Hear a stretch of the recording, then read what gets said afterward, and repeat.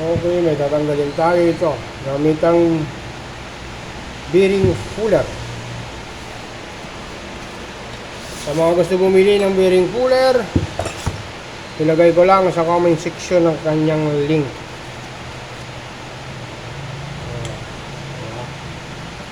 Ayan. Gamit itong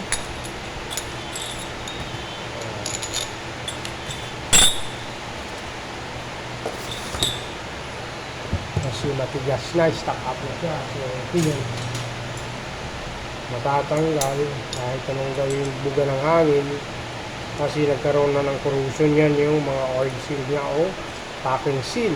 So, kailangan palitan. Okay. Ayan.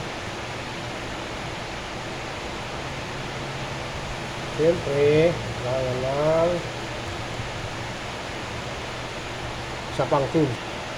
Okay. Ang kontra,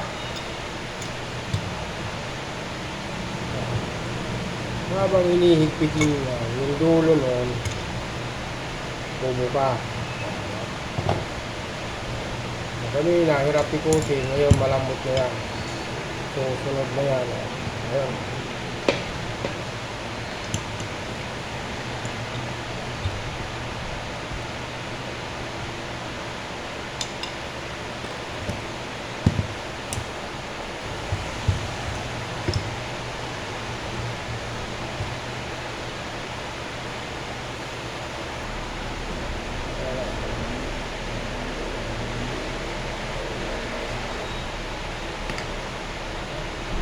Kailangan kahirap.